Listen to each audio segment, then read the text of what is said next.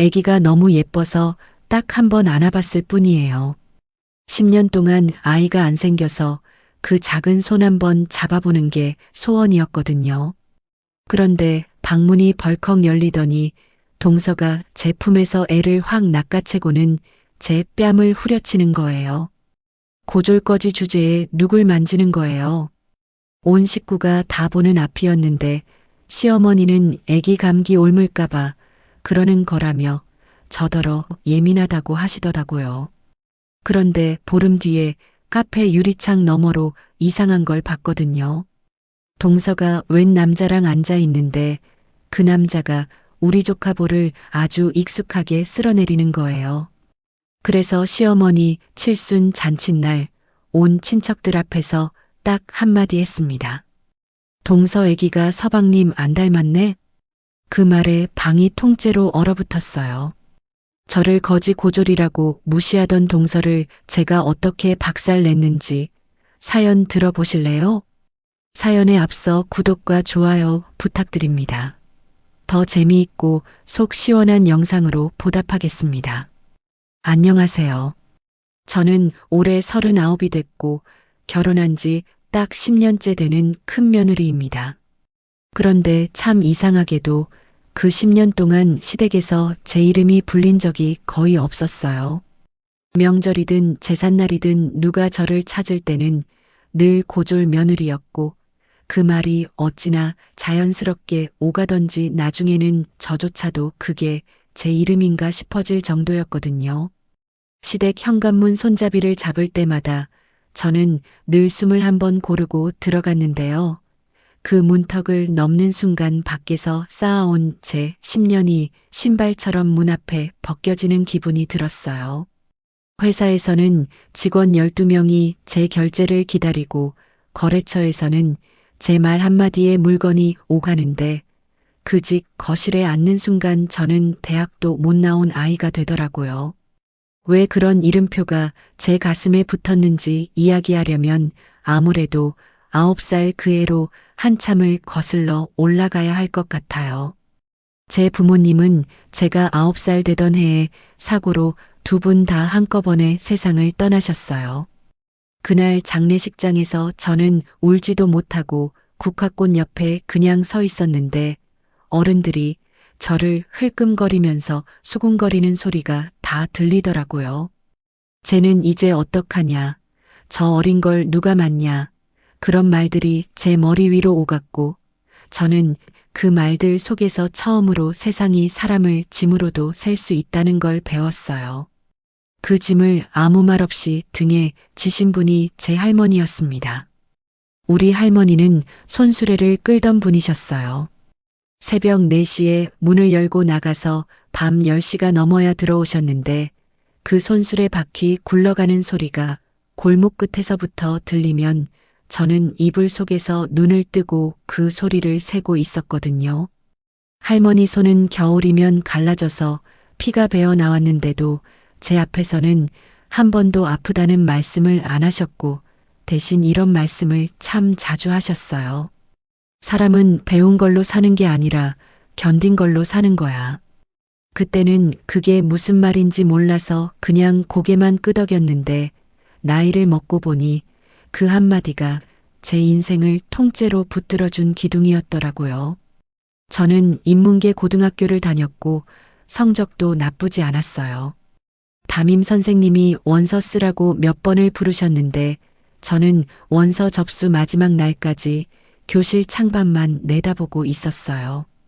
그 무렵 할머니 무릎이 완전히 주저앉으셨거든요. 밤에 화장실 가시려고 일어나실 때마다 벽을 짚고 끙소리를 내시는데 그 소리를 듣고도 제가 강의실에 앉아 있을 수는 없더라고요. 졸업식 다음 날 새벽에 저는 대학 대신 도매시장으로 첫 출근을 했어요. 그날 할머니가 제 손에 삶은 계란 2개를 쥐어주시면서 아무 말씀도 못하시고 고개를 돌리시던 게 아직도 눈에 선해요. 그 시장 바닥에서 저는 꼬박 10년을 굴렀습니다. 처음엔 심부름부터 시작했는데요.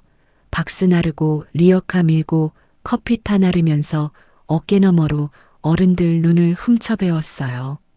거기서는 물건 보는 눈이 곧 밥이었거든요.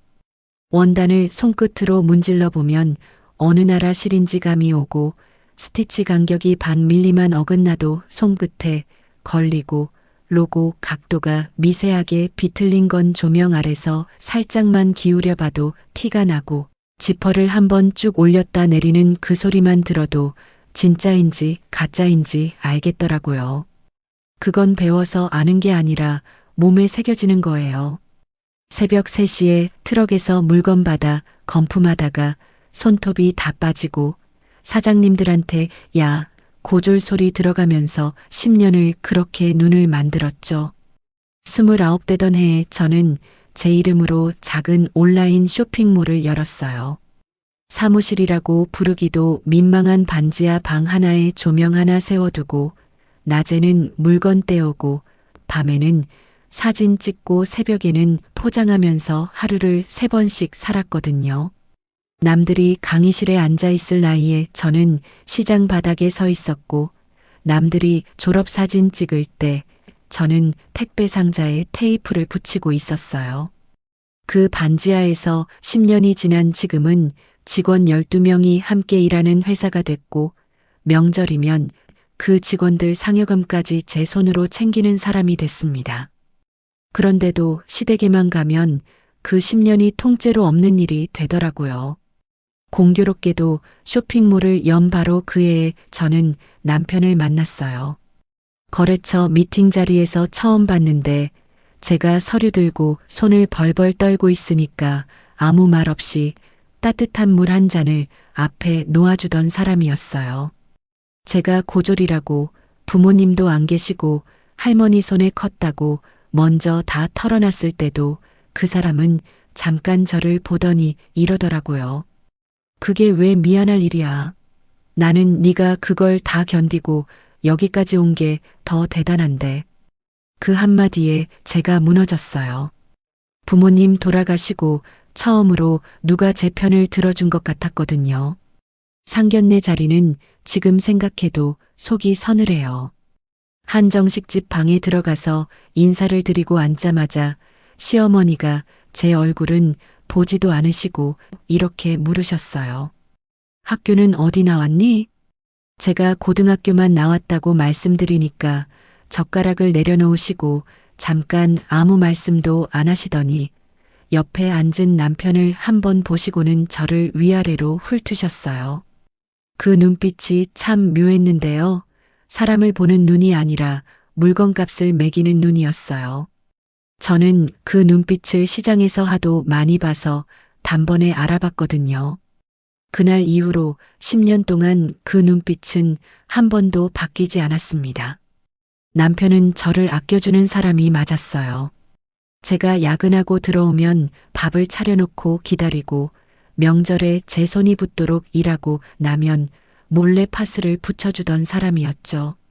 그런데 딱 하나 어머니 목소리가 끼어들면 그 사람 목소리가 반톤씩 낮아지더라고요. 신혼 때 제가 시댁에서 설거지하다 손목을 삐끗한 적이 있었는데요. 남편이 엄마, 얘 좀 쉬게 해줘 하고 말하다가 시어머니가 너 지금 누구 편드는 거니? 한마디 하시니까 그대로 입을 다물고 제 앞에서 눈을 못 마주치는 거예요. 그날 밤 차 안에서 그 사람이 그러더라고요. 미안해. 내가 엄마 앞에서는 아직도 애가 되나 봐. 저는 그때 괜찮다고 웃었는데 사실 하나도 안 괜찮았어요. 착한 사람이 약하면 그 옆에 선 사람이 대신 베인다는 걸 저는 그때 이미 알았던 것 같아요. 그리고 그 집에는 동서가 있었어요. 서방님과 결혼해서 들어온 작은 며느리인데요. 처음 인사하던 날 시어머니가 저한테는 물어보지도 않은 걸 그렇게 자랑스럽게 먼저 말씀하시더라고요. 명문대 나온 애다. 우리 집안에 이런 며느리가 들어온다 하시면서요. 그 한마디가 그 집에서 얼마나 힘이 셌는지 동서는 시집 온 날부터 부엌에 손 하나 담글 일이 없었어요. 명절에 온 식구가 모여도 동서는 거실 소파에 앉아 과일을 받아 먹었고 저는 앞치마를 두른 채 기름 냄새 속에 서 있었죠. 동서가 대학 다닐 때 교수님이 자기를 예뻐했다는 이야기를 꺼내면 시어머니가 손뼉을 치면서 웃으셨고 그 웃음소리가 부엌까지 넘어오면 저는 프라이팬 앞에서 괜히 고개를 더 숙였어요. 동서는 저를 부를 때 꼭 형님하고 부르는데 그 말 끝이 항상 반 박자쯤 늘어졌어요. 높임말인데 높임말로 안 들리는 그 말투 있잖아요. 한 번은 제 회사 이야기가 나왔을 때 동서가 이러더라고요. 형님은 그래도 대단하시죠. 배운 것도 없이 그렇게까지 하셨으니까. 칭찬처럼 들리게 포장했지만 그 안에 뭐가 들었는지 저는 알았고 시어머니는 그 옆에서 아무 말씀도 안 하셨어요. 그런 말을 들으면서도 제가 10년을 참았던 이유는 사실 딱 하나였어요. 저는 밥상에 여럿이 둘러앉아 본 기억이 거의 없는 사람이거든요. 할머니랑 둘이 먹는 밥상은 늘 조용했고 명절이면 골목 다른 집에서 웃음소리가 넘어올 때 저는 그 소리를 담 너머로만 들었어요. 그러다 결혼을 하고 나니까 명절에 북적거리는 집이 생기고 나를 며느리라고 부르는 어른이 생기고 그게 저한테는 태어나서 처음 가져보는 그림이었던 거예요. 그러니까 뺨이 얼얼한 말을 들어도 웃고 봉투를 내밀어야 하는 날이 와도 웃고 부엌에서 혼자 밥을 먹어도 괜찮다고 했죠. 이 자리를 놓치면 저는 또 혼자가 될 것 같았거든요. 그 미련이 얼마나 어리석은 거였는지 저는 10년이 다 되어서야 알게 됐는데요. 그걸 알려준 게 하필이면 동서가 처자이를 낳고 맞은 그의 명절이었어요. 그의 가을은 유난히 일찍 서늘해졌고 저는 아무것도 모른 채 시장에서 전 부칠 재료를 고르고 있었습니다. 그의 명절을 사흘 앞둔 아침이었어요. 저는 새벽부터 일어나서 소갈비를 재워 통에 담고 조카 준다고 베네저고리 2벌이랑 손싸개를 백화점에서 미리 사둔 걸 예쁘게 포장해서 차에 실었거든요. 명절장을 어떻게 볼지 의논도 할 겸 태어난 지 2달 된 조카 얼굴도 볼 겸 온 식구가 미리 모이기로 한 날이었어요. 시댁 현관 앞에서 저는 그날도 습관처럼 21번 골랐는데 그때만 해도 반찬통이 무거워서 손목이 시큰한 게 그날의 전부일 줄 알았어요. 여기서 제가 아직 안 한 이야기가 하나 있는데요. 저는 결혼하고 10년이 되도록 아이가 생기지 않는 사람이었어요. 처음 3, 4년은 일이 바빠서 그런가 보다 하고 넘겼는데 5해가 넘어가니까 이게 그냥 넘길 일이 아니더라고요. 그때부터 병원을 다니기 시작했죠. 새벽에 회사 나가기 전에 체열하고 점심시간에 주사 맞으러 뛰어갔다가 다시 사무실로 들어오고 배에 놓는 주사는 나중엔 제가 제 손으로 놓게 됐어요. 배 아래쪽에 주사바늘 자국이 파랗게 번져서 여름에도 배를 못 보여줬는데 그게 사라질 틈이 없이 또 놓고 그랬거든요. 결과 나오는 날은 지금도 몸이 기억해요. 병원복도 의자에 번호표를 쥐고 앉아 있으면 손바닥에 땀이 차서 종이가 눅눅해지고 안 됐다는 말을 듣고 나오면 저는 꼭 지하주차장 화장실에 들어가 문을 잠갔어요. 거기서 수건으로 입을 막고 소리 안 나게 우는 법을 배웠는데 그걸 배우는데 한 3년쯤 걸린 것 같아요. 명절에 시댁 가면 어른들이 꼭 물으셨어요. 너희는 아직도 소식 없니? 그러면 저는 웃으면서 곧 좋은 소식 있겠죠 하고 넘겼고 그렇게 넘긴 명절이 몇 번인지 이제는 세지도 못하겠어요. 그날 거실에 들어서니까 분홍색 담요에 쌓인 조카가 소파 옆 바구니 침대에 누워 있더라고요.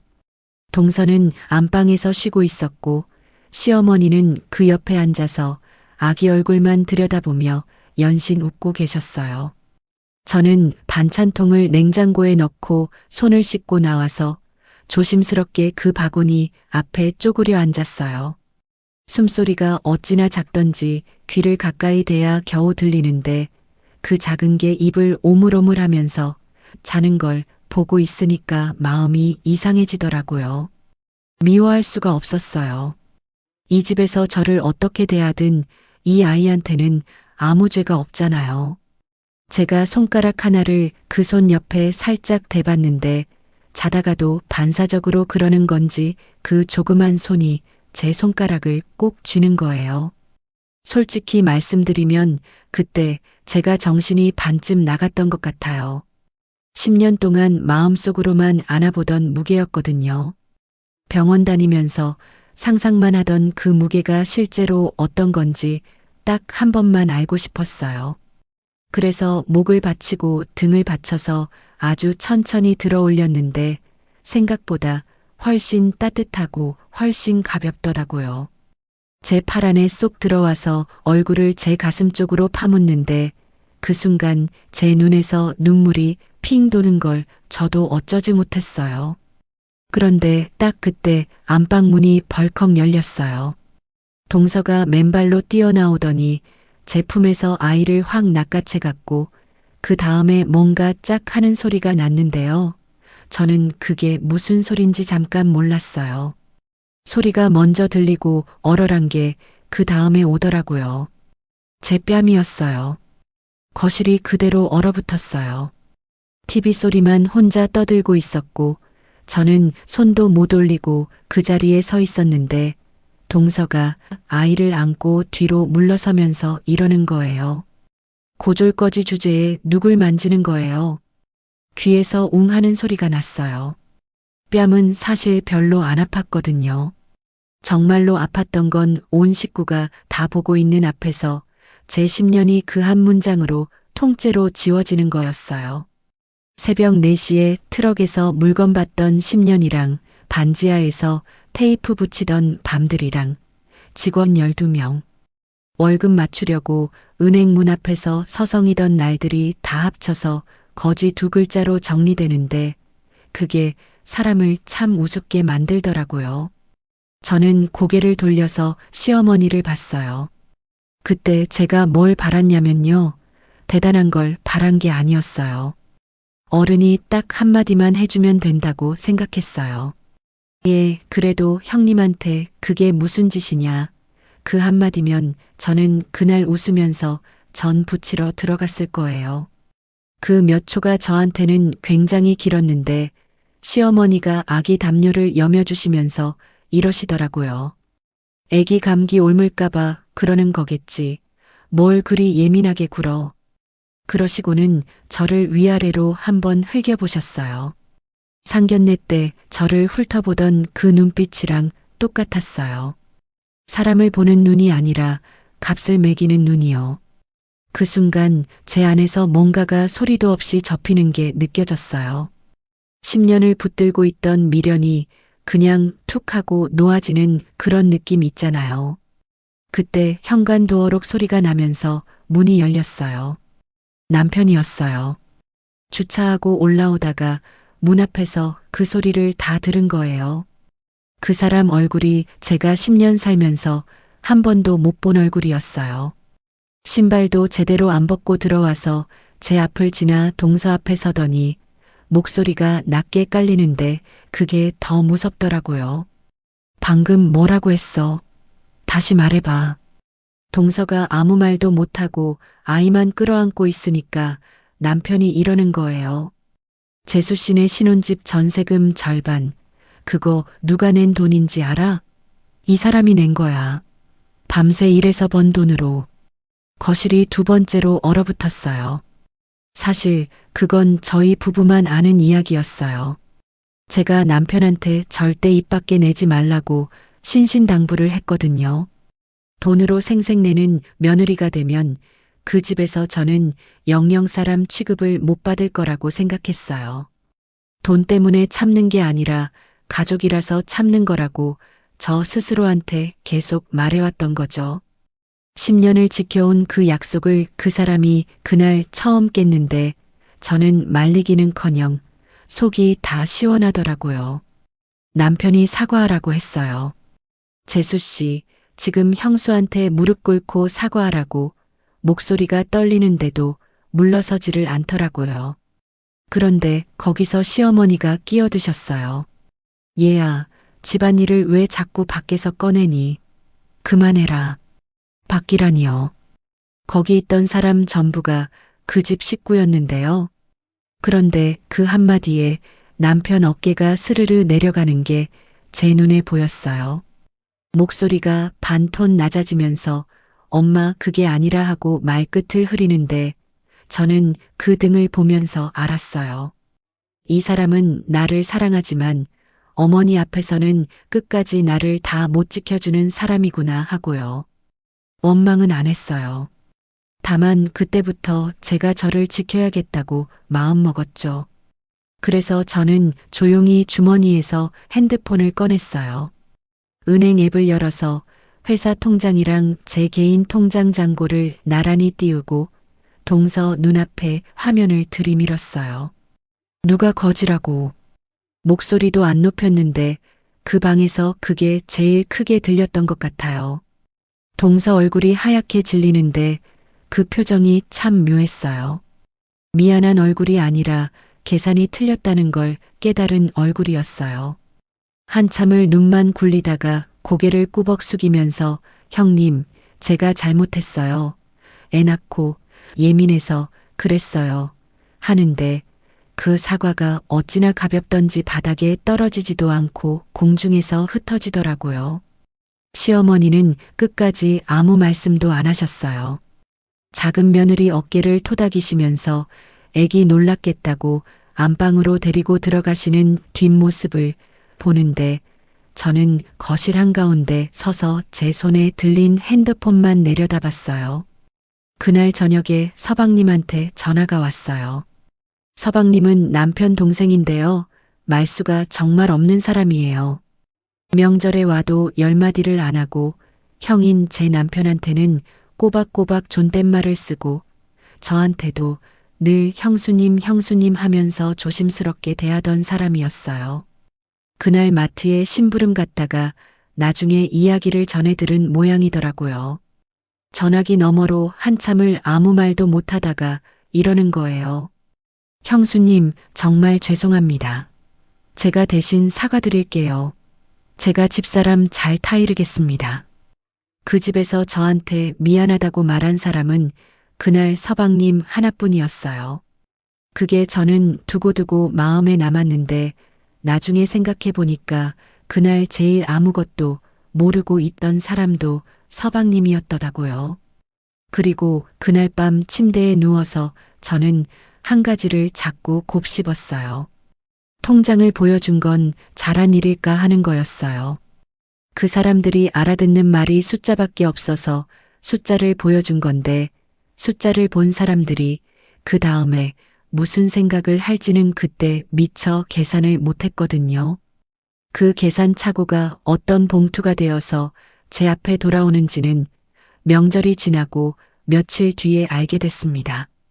그리고 사흘 뒤가 바로 그 명절이었어요. 명절 전날 밤에 저는 부엌에 서서 냉장고를 채우고 있었어요. 동태포를 소금물에 담가두고 고사리랑 도라지를 물에 불려놓고 나물 씻어서 채반에 받쳐놓는데 손은 착착 움직이는데 마음은 이상하게 아주 조용했거든요. 솔직히 안 가려고도 했어요. 그런데 재료는 이미 다 사다 놨고 남편 체면도 있고 무엇보다 제가 속으로 정해놓은 게 하나 있었어요. 이번이 마지막이라고요. 마지막이라고 생각하니까 오히려 손이 더 정갈해지더라고요. 사람이 마음을 접으면 화가 나는 게 아니라 조용해진다는 걸 저는 그 밤에 처음 알았어요. 명절 당일 새벽 5시에 저는 시댁 부엌에 불을 켰습니다. 그 집 부엌은 새벽에 유난히 춥고 어두워서 형광등이 몇 번 깜빡이다가 켜지는데 그 깜빡이는 동안 저 혼자 알치마 끈을 뒤로 묶었어요. 전을 붙이기 시작하면 그때부터는 시간 개념이 없어져요.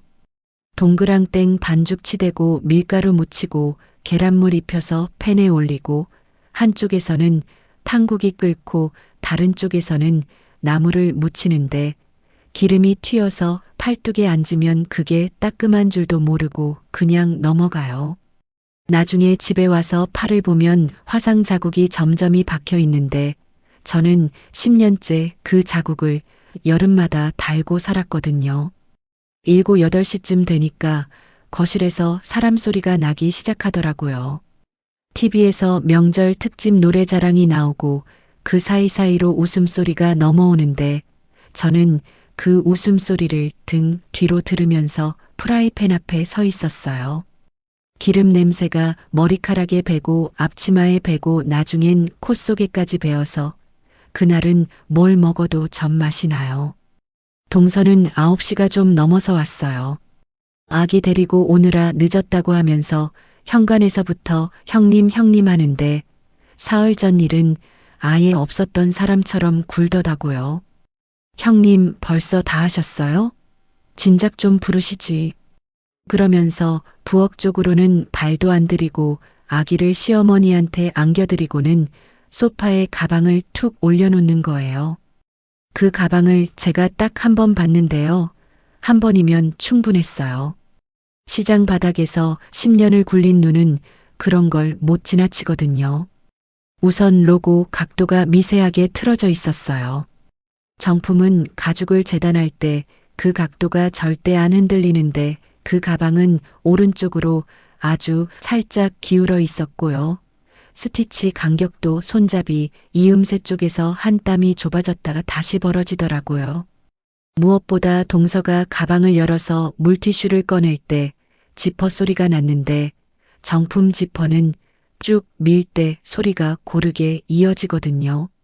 그런데 그 소리가 중간에 한 번 걸리면서 텁텁하게 끊기는 게 부엌에 서 있는 제 귀에까지 들렸어요.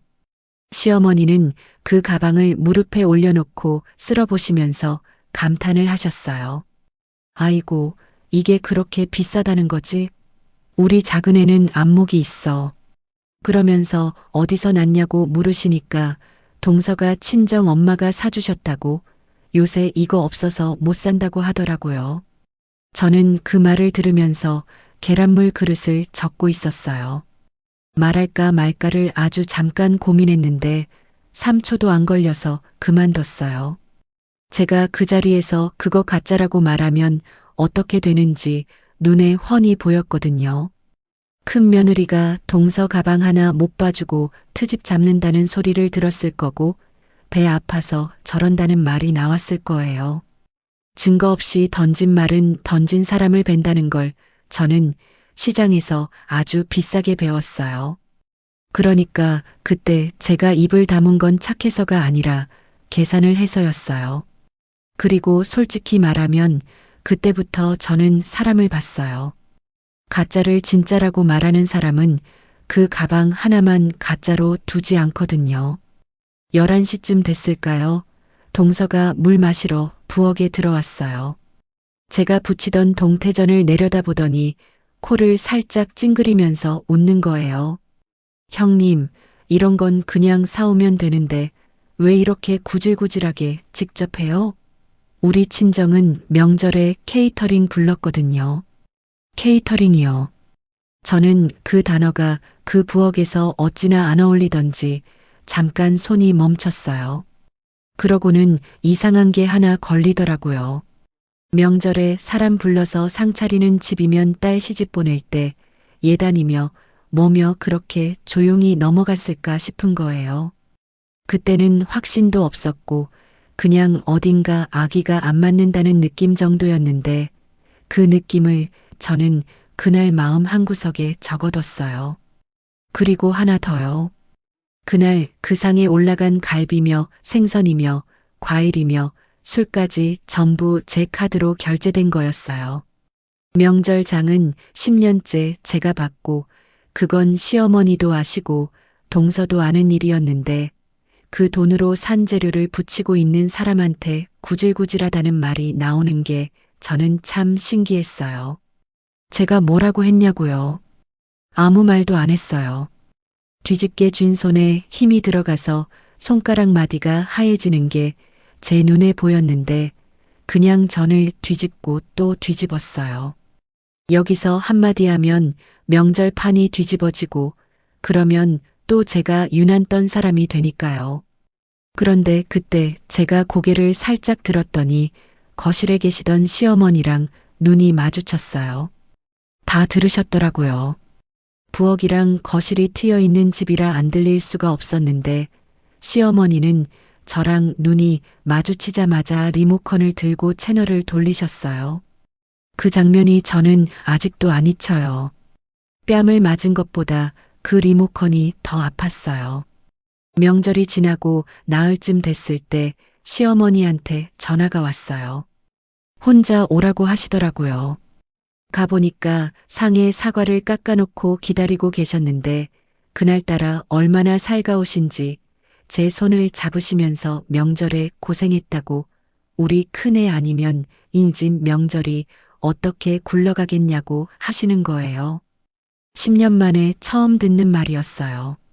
저는 그 순간 좋았냐고요. 아니요. 등이 서늘하더라고요. 사람이 갑자기 따뜻해질 때는 이유가 있다는 걸 저는 알거든요. 아니나 다를까 시어머니가 서랍에서 흰 봉투 하나를 꺼내서 제 앞으로 미셨어요. 빈 봉투였어요. 안에 접힌 쪽지가 하나 들어 있었고 거기 숫자가 적혀 있었어요. 작은 애네 전셋집 계약이 곧 끝나는데 아기가 크면 방이 하나 더 있어야 하지 않겠냐고. 요새 집값이 올라서 지금 사는 대로는 어림도 없다고 하시더라고요. 그러면서 이러셨어요. 네가 잘 버는 거 다 아는데 가족이 가족을 돕는 게 당연한 거 아니니 이 봉투에 채워서 다음 주까지만 가져와라. 저는 그 쪽지를 한참 내려다봤어요. 그러면서 속으로 날짜를 세어봤어요. 제 뺨을 때리고 거지라고 부른 게 언제였더라. 그게 한 달이 안 됐더라고요. 그 입에서 나온 사과 한마디를 저는 아직도 못 들었는데 더 큰 집이 필요하다는 말은 이렇게 빨리 오는구나 싶었어요. 그리고 알겠더라고요. 사흘 전에 제가 그 사람들한테 장고를 보여준 게 무슨 뜻으로 읽혔는지를요. 저는 무시하지 말라는 뜻으로 보여줬는데 그분들은 그걸 견적서로 보신 거예요. 저는 봉투를 아주 천천히 밀어냈어요. 손이 안 떨리는 게 저도 신기했어요. 어머니, 저는 가족한테 무시당하면서까지 돈을 드릴 이유는 없습니다. 방안이 조용해졌어요. 시어머니 얼굴이 목에서부터 벌겋게 올라오더니 사과 접시를 탁 소리나게 내려놓으시면서 이러시더라고요. 네가 감히 이 집에 들어와서 지금까지 누가 널 사람 만들어줬는데. 저는 그 말에 대꾸를 안 했어요.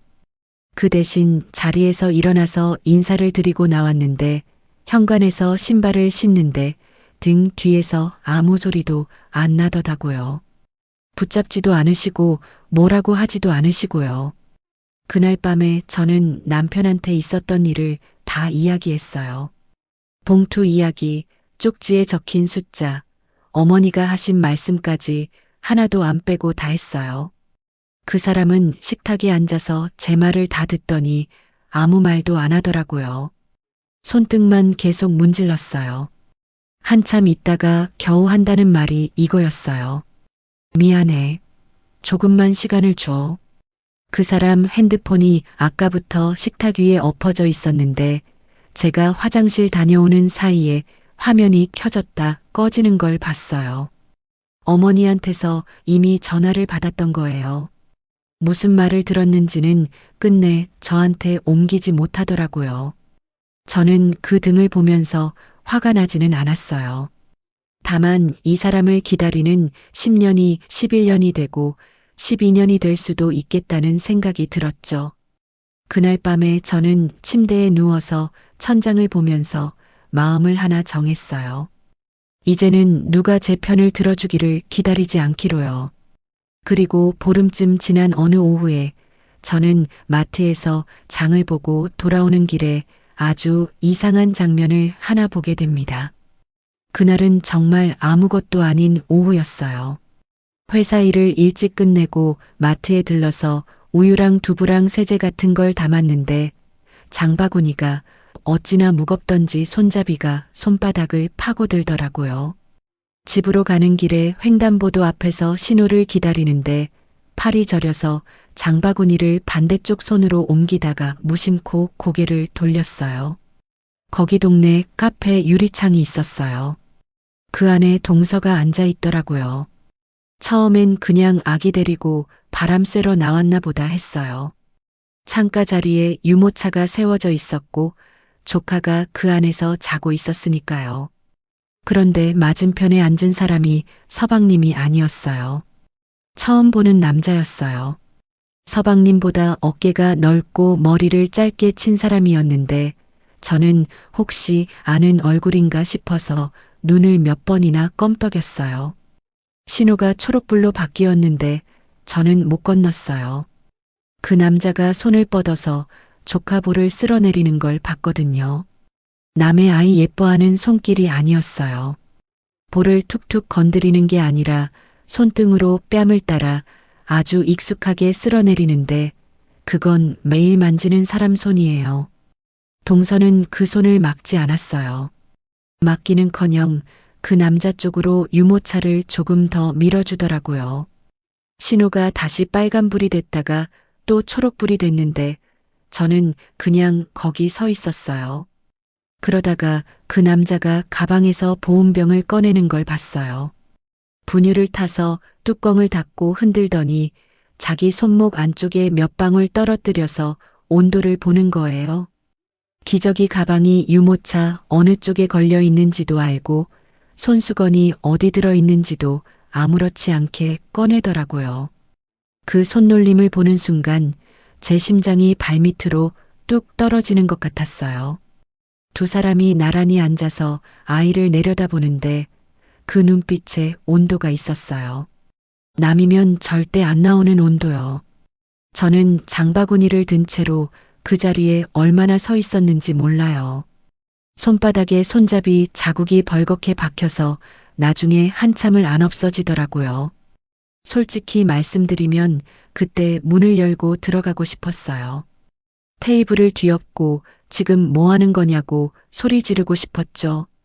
제 뺨을 때리고 거지라고 부른 사람이 저러고 앉아 있는데 속이 안 뒤집히면 사람이 아니잖아요. 그런데 발이 안 움직였어요. 제가 시장에서 10년을 구르면서 뼈에 새긴 게 하나 있는데 물증 없이 입부터 여는 사람은 반드시 그 입 때문에 무너지거든요. 제가 지금 들어가서 소리치면 저는 형님이 우리 부부 사이를 이간질한다는 소리를 들을 게 뻔했고 시어머니는 또 저더러 예민하다고 하실 거고 그러고 나면 이 일은 영영 덮이는 거예요. 저는 아주 천천히 뒤로 물러나서 골목 쪽으로 걸어 나왔어요. 차에 타서 시동도 못 걸고 운전대에 이마를 대고 한참을 있었는데 손이 그때부터 떨리기 시작하더라고요. 그리고 그 순간 제일 먼저 떠오른 얼굴이 누구였는지 아세요? 서방님이었어요. 그 조용한 사람이 아기 태어났다고 저한테 전화해서 목소리가 떨리던 게 생각나는 거예요. 형수님, 저 아빠 됐어요 하면서 웃던 그 목소리요. 집에 와서 남편한테 말할까 하다가 그만뒀어요. 그 사람을 못 믿어서가 아니라 말하는 순간 어머니 앞에서 또 흔들릴 사람이라는 걸 아니까요. 그리고 확실해지기 전에 서방님 귀에 들어가면 그건 사람 하나 죽이는 일이잖아요. 그래서 저는 혼자 삼켰어요. 며칠 뒤에 회사에서 일이 하나 굴러 들어왔어요. 명절에 시댁에서 찍은 가족 사진을 핸드폰에서 컴퓨터로 옮기던 중이었는데 마침 거래처 직원인 박 대리가 서류 들고 제 자리로 왔거든요. 박 대리는 30 초반쯤 된 남자 직원인데요. 말이 빠르고 부침성이 좋아서 창고 직원들한테도 인기가 많은 사람이에요. 제가 물건 볼 때 옆에서 같이 봐주기도 하고 제 성격 알아서 쓸데없는 소리는 안 하는 사람이라 저도 편하게 대했어요. 그 박 대리가 제 모니터를 슬쩍 보더니 갑자기 멈추는 거예요. 대표님, 이분 제가 아는 분인데요. 제가 누구를 말하냐고 했더니 사진 속 동서를 손가락으로 가리키더라고요. 같은 동네에서 자랐고 같은 고등학교를 나왔다고 학년도 같았다고 하는 거예요. 세상이 좁다는 말을 저는 그날 처음으로 실감했어요. 저는 최대한 아무렇지 않은 얼굴로 우리 동서라고 결혼해서 서울 살고 있다고 했어요. 박 대리가 잠깐 어색하게 웃더니 서류만 두고 나가더라고요. 그 어색한 웃음이 계속 마음에 걸렸어요. 사흘쯤 지나서 박 대리가 커피를 2잔 사들고 제 자리로 왔어요. 한참 뜸을 들이다가 이러는 거예요. 대표님, 제가 이런 말씀 드려도 되나 모르겠는데요. 저희 동창들 사이에선 이미 다 아는 얘기라서요. 저는 커피를 받아들고 그냥 들었어요. 먼저 나온 게 학교 이야기였어요. 동서가 명문대를 나왔다는 건 그 동네 사람들한테는 웃기는 소리라는 거예요. 수능 보고 지방에 있는 2년제 대학에 들어갔는데 그마저도 한 학기 다니고 자퇴했다고, 그 뒤로는 시내에서 아르바이트를 오래 했다고 하더라고요. 저는 그 말을 듣는데 손끝이 서늘해졌어요. 시어머니가 10년 가까이 동네방네 자랑하고 다니신 그 학벌이 원래부터 없는 거였던 거예요. 거실에서 교수님이 자기를 예뻐했다던 이야기며 동기들이 다 대기업 같다는 이야기가 다 어디서 나온 건지 저는 그때 등골이 서늘하더라고요. 그런데 박 대리 이야기는 거기서 안 끝났어요. 동서한테 고등학교 때부터 사귀던 남자가 있었대요. 동네에서 모르는 사람이 없을 정도로 오래 만났는데 그게 7년이었다고 하더라고요. 결혼 직전까지 만났고 헤어졌다는 소문이 돌긴 했는데 동창들 사이에서는 그 뒤로도 계속 붙어 다니는 걸 봤다는 말이 돌았다는 거예요. 박 대리가 핸드폰을 뒤져서 예전 동창 모임 사진을 하나 보여줬는데 저는 그 얼굴을 보자마자 알았어요. 카페 유리창 너머에 앉아서 분유를 흔들던 그 남자였어요. 저는 그날 회사에서 남은 시간을 어떻게 보냈는지 기억이 안 나요. 퇴근하고 지하 주차장에 차를 세워놓고 앉아서 이걸 어디까지 알아야 하나를 계속 생각했어요. 여기서 멈추면 저는 그냥 모르는 척 살 수 있는데 한 발만 더 가면 다시는 못 돌아온다는 걸 알겠더라고요. 그런데 그 발이 저절로 움직였어요. 주말에 저는 반찬을 몇 가지 만들어서 서방님 댁에 갔어요. 산모 몸에 좋다는 미역국이랑 밑반찬을 통에 담아서 들고 갔는데 사실 반찬은 핑계였다는 걸 저도 알고 있었어요. 배를 눌렀는데 아무도 안 나오더라고요. 문 앞에 통을 내려놓으려고 몸을 숙였는데 현관 매트 옆에 우편물 몇 개가 흩어져 있었어요. 우편함이 넘쳐서 아래로 떨어진 모양이었고 그 중에 소아과 이름이 찍힌 봉투가 하나 반쯤 열린 채로 뒤집혀 있었어요. 봉투에서 빠져나온 종이 한 장이 바닥에 그대로 펼쳐져 있었는데 저는 손도 안 댔어요. 댈 필요가 없었거든요. 그냥 거기 다 보이게 놓여 있었으니까요. 신생아 황달로 며칠 입원했을 때 나온 검사 결과 사본이었어요. 아기가 태어나고 얼마 안 돼서 황달이 심해 병원에 있었다는 이야기는 저도 들었었어요. 그 종이 중간쯤에 혈액형 항목이 있었어요. 거기 B형이라고 적혀 있더라고요. 저는 그 2글자를 몇 번이나 다시 읽었어요. 서방님은 O형이에요. 그건 제가 확실히 아는 게 몇 해 전에 시아버님 제사 지내고 나서 가족들끼리 헌혈 이야기가 나왔을 때 서방님이 자기는 O형이라 어디 가도 환영받는다고 웃으면서 말했었거든요. 그리고 동서는 O형이에요.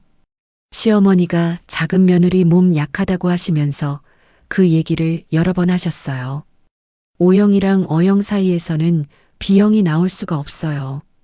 저는 쪼그려 앉은 채로 한참을 못 일어났어요. 핸드폰을 꺼내서 사진을 찍는데 손이 떨려서 초점이 안 잡히는 거예요. 3번을 다시 찍고서야 겨우 글씨가 읽히는 사진이 하나 나왔어요. 그리고 통을 문고리에 걸어놓고 도망치듯 그 건물을 나왔어요. 집에 와서 저는 인터넷을 뒤졌어요. 아기는 항체가 아직 덜 만들어져서 혈액형이 나중에 바뀌는 경우도 있다는 글을 찾았을 때 솔직히 저는 안도했어요. 정말이에요. 제발 그거였으면 좋겠다고 생각했어요. 그런데 그 안도가 오래가지를 않더라고요. 혈액형 하나만 있었으면 저도 그냥 넘어갔을 거예요. 그런데 카페에서 본 그 손이랑 7년이라는 숫자랑 학교 이야기까지 다 겹쳐지니까 이건 우연이라고 우길 수가 없는 거예요. 그날 새벽 3시에 저는 잠을 못 자고 거실로 나왔어요.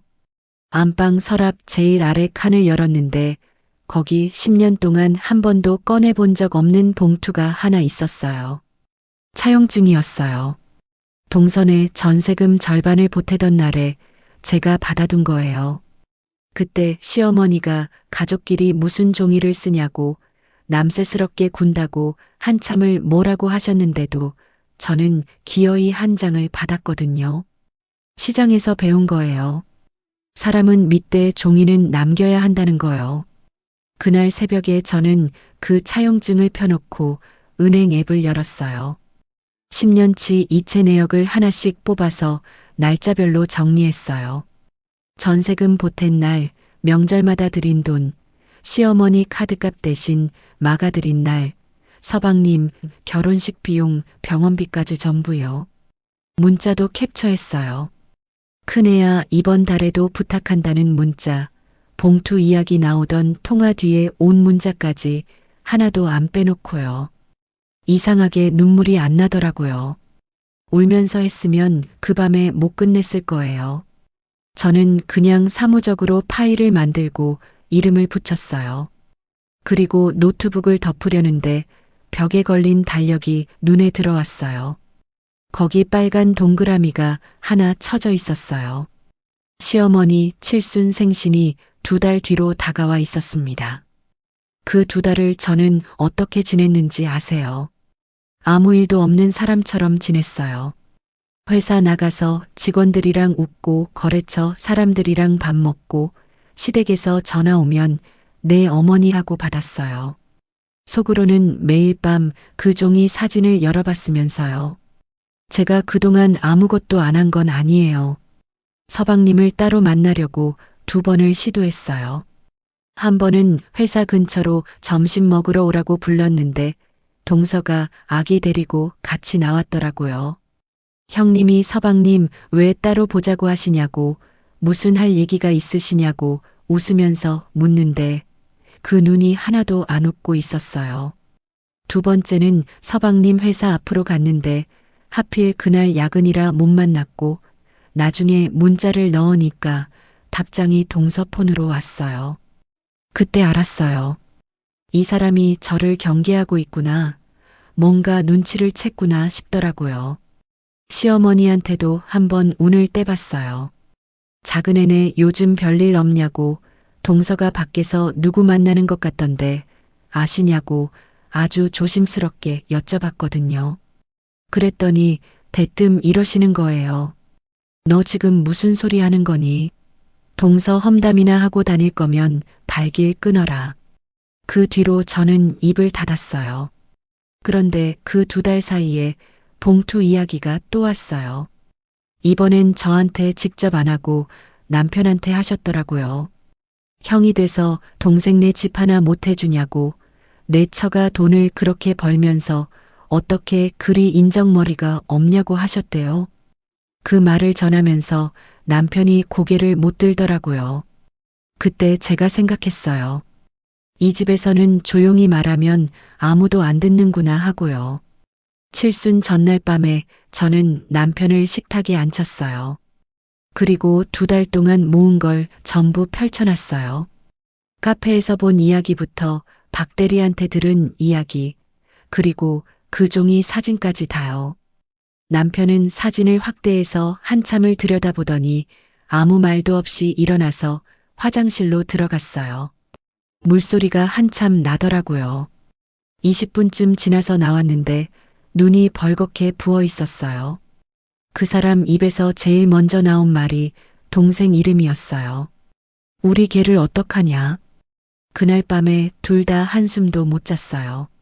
아침에 남편이 넥타이를 매다가 거울 너머로 저를 보면서 이러더라고요. 네가 하고 싶은 대로 해. 내가 내 뒤에 있을게. 10년 동안 제가 기다린 말이 그거였는데 이상하게 그 아침엔 눈물도 안 나오더라고요. 칠순 잔치는 시내 한정식집 큰 방을 빌려서 했어요. 시아버님이 안 계시니까 시어머니 혼자 받는 상이었는데 그래서 더 크게 해야 한다고 하셨어요. 식당은 시어머니가 직접 고르셨어요. 며칠 전에 전화하셔서 이왕 하는 거 좋은 대로 잡으라고 하셨고 계약금도 잔금도 전부 제 카드로 나갔어요. 그날도 마찬가지였어요. 상다리가 휘도록 차린 그 상 앞에서 저는 카드 결제 문자를 받으면서 방으로 들어갔어요. 방 안 분위기는 정말 좋았어요. 친척 어른들이 10대분 오셨고 다들 시어머니한테 고생하셨다고 인사하시고 시어머니는 상석에서 한복 차려입고 앉아서 계속 웃고 계셨어요. 조카는 안방처럼 쓰는 옆방에 눕혀놓고 문을 살짝 열어뒀고요. 서방님은 그날도 말이 없었어요. 구석자리에서 어머니 술잔 비면 채워드리고 어른들 인사하시면 일어나서 받고 그 사람은 원래 그런 사람이에요. 저는 그 뒷모습을 보면서 밥이 목구멍으로 안 넘어가더라고요. 술이 한숨배 돌고 분위기가 무르익으니까 동서가 시작하더라고요.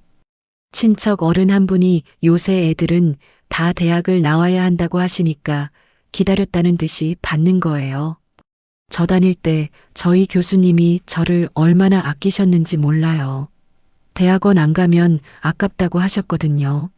제 동기들은 지금 다 대기업 다녀요. 시어머니가 손뼉을 치면서 좋아하셨어요. 우리 작은 며느리가 이 집안 자랑이라고 배운 사람은 뭐가 달라도 다르다고 하시면서 곁눈으로 저를 보시는데 저는 그 눈빛을 10년 동안 봐왔잖아요. 저는 젓가락을 내려놓고 물을 한 모금 마셨어요. 그리고 자리에서 일어섰어요. 손이 안 떨리더라고요. 10년 동안 삼킨 말들이 제 안에 순서대로 정리돼 있었거든요. 어머니, 오늘 좋은 날인데 죄송합니다. 그런데 이 말을 더 미루면 이 집이 더 크게 무너질 것 같아서요. 방이 조용해졌어요. 저는 먼저 학교 이야기를 꺼냈어요. 동서가 나온 곳은 명문대가 아니라 지방에 있는 2년제 대학이고 그것도 한 학기 다니고 자퇴했다고 또박또박 말했어요. 동서가 웃으면서 이러더라고요. 형님, 지금 무슨 말씀하시는 거예요? 술 드셨어요? 저는 가방에서 서류철을 꺼냈어요. 그 2달 동안 저는 박대리 말만 믿고 있지 않았거든요. 동창들한테 확인을 받았고 동서가 몇 해 전에 인터넷에 올려놓은 글들도 다 찾아뒀어요. 거기 적힌 학번이랑 졸업 연도가 서로 안 맞는 게 2군데나 있었어요. 제가 그 종이들을 상 위에 하나씩 올려놓으니까 동서 얼굴에서 웃음이 거치더라고요. 시어머니 얼굴이 그때 처음으로 굳었어요. 10년을 동네방네 자랑하고 다니신 게 원래 없는 거였다는 걸 아신 거예요. 그 다음으로 저는 카페 이야기를 꺼냈어요.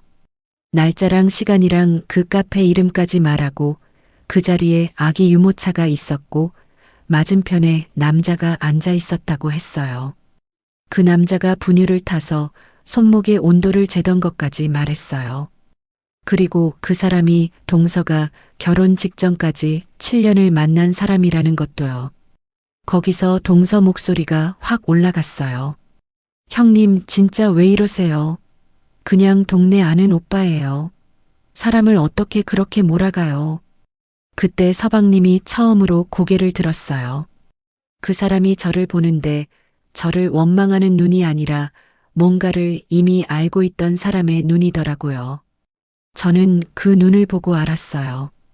이 사람도 어딘가 이상하다는 걸 느끼고 있었구나 하고요. 마지막으로 저는 핸드폰을 꺼내서 사진 한 장을 띄웠어요. 그리고 그걸 상 가운데로 밀어놓으면서 이렇게 말했어요. 서방님, 저는 이걸 판단할 자격이 없어요. 그냥 제가 본 걸 보여드리는 거예요. 아기 황달로 입원했을 때 나온 검사지인데 혈액형이 B형으로 돼 있더라고요. 방안이 완전히 멈췄어요. 친척 어른 한 분이 서방님 혈액형이 O형 아니냐고 하시는 순간 다른 분이 작은 애 엄마는 O형이라고 하셨어요. 그 두 마디가 오가는 동안 서방님 얼굴이 하얗게 질려가는 걸 저는 다 봤어요. 종이장처럼요. 동서는 입술만 떨었어요. 아까처럼 소리도 못 지르고 아니라는 말도 못하고 손으로 상 모서리를 붙잡고 있는데 그 손이 하얗게 되도록 힘이 들어가 있더라고요. 그 침묵이 저는 제일 무서웠어요. 억울한 사람은 그렇게 조용하지 않거든요. 그때 시어머니가 상을 탁 치면서 끼어드셨어요. 며느리, 그만해. 오늘 무슨 날인 줄 알고 이 난리를 치는 거야. 10년 동안 저는 그 목소리에 눌려서 살았어요. 그런데 그날은 다른 소리가 먼저 나왔어요. 남편이었어요. 어머니, 이건 감쌀 수 있는 일이 아닙니다. 어머니 말을 자른 게 그 사람 인생의 처음이었어요. 시어머니가 놀라서 아들을 쳐다보시는데 남편이 눈을 안 피하더라고요. 저는 그때 10년 만에 처음으로 등 뒤에 사람이 서 있다는 게 어떤 건지 알았어요. 거기서 저는 마지막 이야기를 꺼냈어요. 가방에서 봉투를 하나 더 꺼내서 상 위에 놨어요. 차용증이었어요. 동선에 전세금 절반을 보태던 날 제가 기어이 받아둔 그 한 장이요. 그리고 10년치 이체 내역을 정리한 서류를 펼쳤어요. 명절마다 드린 돈, 어머니 카드값 대신 막아드린 날짜, 서방님 결혼식 비용, 병원비, 오늘 이 상차림 결제 내역까지 전부 날짜 순으로 들어가 있었어요. 문자도 캡처해서 뒤에 붙여놨고요. 저는 시어머니를 똑바로 보면서 말했어요. 어머니, 저는 이 집에서 10년 동안 이름 대신 고졸로 불렸어요. 그런데 이 돈은 전부 그 고졸이 벌어서 넣은 돈이에요. 이제 돌려받겠습니다. 시어머니가 뭐라고 하시려고 입을 여셨는데 소리가 안 나오더라고요. 서류를 내려다보시는 그 눈이 흔들리는 걸 저는 봤어요. 숫자로 정리된 10년이 눈앞에 있으니까 아무 말도 못 하시는 거예요. 동서는 그제야 울음을 터뜨렸어요. 형님, 제가 잘못했어요. 다 오해예요. 제가 설명할게요 하면서 제 팔을 붙잡는데 저는 그 손을 조용히 떼어놨어요. 이미 늦었잖아요.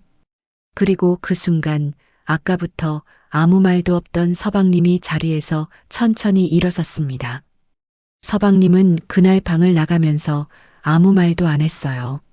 문을 쾅 닫은 것도 아니고 누구한테 소리를 지른 것도 아니고 그냥 신발을 신고 조용히 나가더라고요.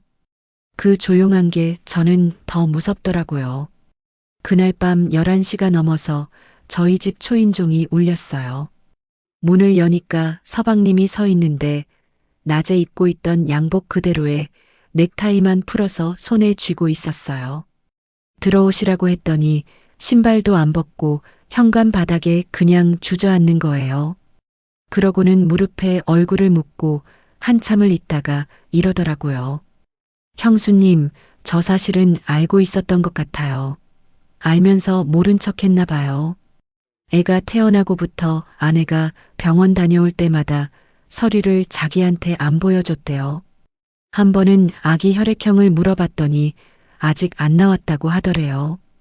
그 말이 이상했는데 초보 아빠가 뭘 아나 싶어서 그냥 넘겼다고 그게 자기 잘못이라고 하는데 저는 뭐라고 위로를 해야 할지 모르겠더라고요.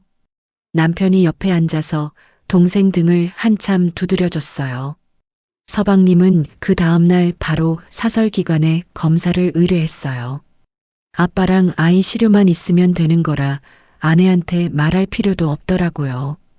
면봉으로 아기 입안을 문질러서 봉투에 담아 보내는데 손이 하도 떨려서 3번을 다시 했다고 하더라고요.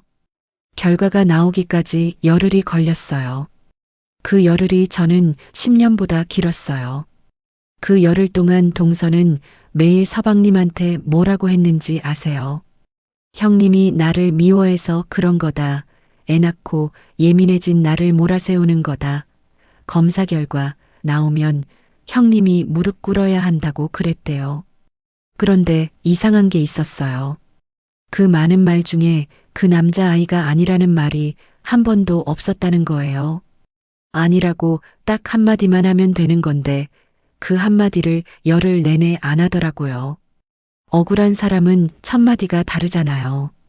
결과지가 도착한 날에 서방님이 저희 집에 봉투를 들고 왔어요. 혼자서는 못 열겠다고 하더라고요. 남편이 대신 뜯어서 읽었는데 한 줄 읽더니 종이를 내려놓고 아무 말도 안 했어요. 친자 관계가 성립하지 않는다는 문장이었어요. 서방님이 그 종이를 한참 들여다보다가 웃더라고요. 우는 것보다 그게 더 아프게 들렸어요. 동서는 그 다음날 집을 나갔어요. 짐 가방 2개를 끌고 나가면서 아기를 안고 갔는데 시어머니가 슬리퍼 바람으로 엘리베이터 앞까지 따라 나가셨대요. 그런데 끝내 그 손은 못 잡아주셨다고 하더라고요. 10년을 자랑이라고 하시던 며느리를 그 순간에 붙잡지도 놓지도 못하고 그냥 서 계셨다는 거예요. 서방님이 제일 힘들어했던 게 아이였어요. 2달 동안 매일 밤 분유 타서 먹이고 트림시키고 안고 재우던 아이거든요. 그 아이가 무슨 죄가 있냐고 자기가 키우면 안 되냐고 한 번은 저한테 물었는데 저는 아무 대답도 못했어요. 법인이 먼 일을 떠나서 그 아이 엄마가 데려간다는데 막을 방법이 없었고 그 결정을 누가 옳다고 말할 수 있겠어요. 그 애가 커서 이 이야기를 알게 되는 날이 오면 어쩌나 하는 생각이 저는 아직도 가끔 들어요. 그 다음 이야기는 저도 건너들은 거예요. 동서는 그 남자한테 갔어요. 빈손으로 간 게 아니었어요. 그동안 이 집에서 받아낸 걸로 살림을 차렸고 신혼집이라고 부르던 그 전셋집을 뺀 돈까지 들고 갔다고 하더라고요. 그런데 2달 만에 그 남자가 사라졌어요. 가기 전에 동서 명의로 신용대출을 받아놨더라고요. 인감이며 신분증이며 다 넘겨준 사람이었으니까요. 남은 건 동서 이름으로 찍힌 빚뿐이었어요. 그 남자가 7년을 붙어 있었던 이유가 뭐였는지 저는 그 이야기를 듣고 좀 오래 생각했어요. 친정에도 갔다고 하더라고요. 그런데 문이 안 열렸대요. 명절에 케이터링을 불렀다던 그 집이 사실은 딸 결혼시키느라 대출까지 낸 집이었고 명문대에 나왔다는 거짓말을 10년 동안 같이 덮어주던 부모조차 아버낸 감장을 못한 거예요. 거짓말은 혼자 하는 게 아니라 같이 하는 거라는 걸 저는 그때 알았어요. 그리고 얼마 뒤에 고소장이 하나 더 날아갔다는 이야기를 들었어요. 동서 지인들이었어요. 명품을 싸게 구해준다고 돈을 받아놓고 물건을 안 준 게 여러 건이었고 그 중에는 진품이라고 하고 가짜를 넘긴 것도 있었대요. 저는 그 얘기를 듣고 명절에 그 소파 위에 놓여있던 가방이 떠올랐어요. 그때 제가 속으로 뭐라고 했냐면요.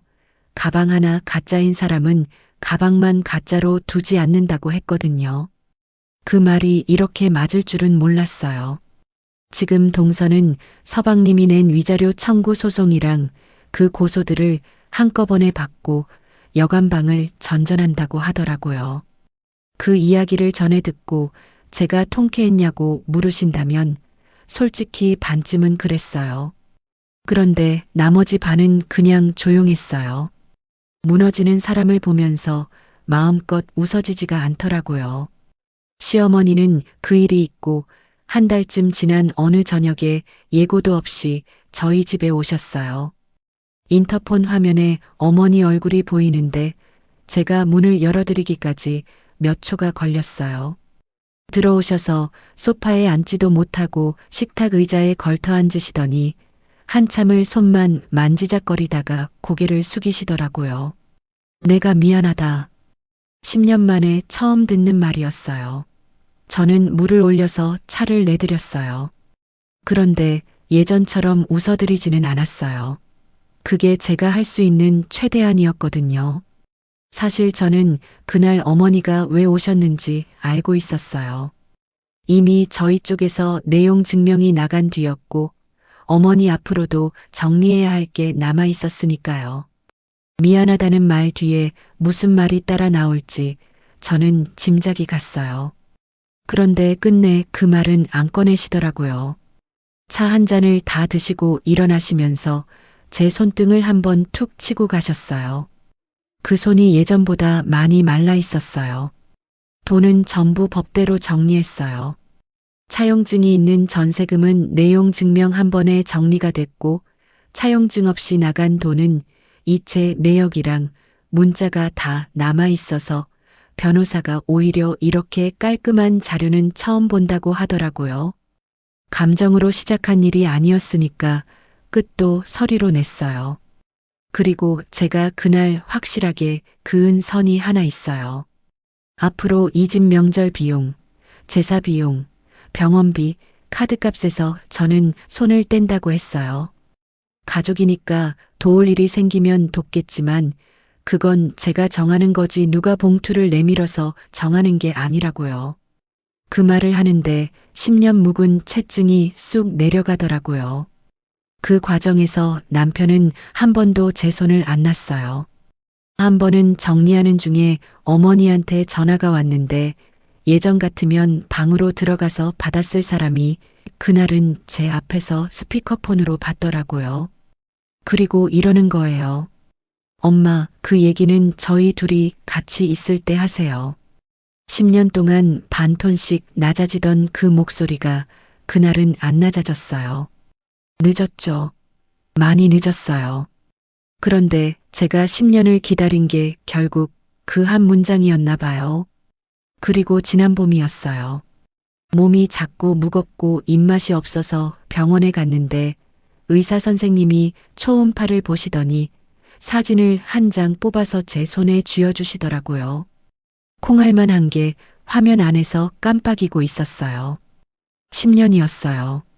주사를 몇 번 맞았는지 세다가 포기한 게 몇 해 전이고 이제는 그냥 우리 둘이 살자고 남편이랑 이야기까지 끝냈던 참이었거든요.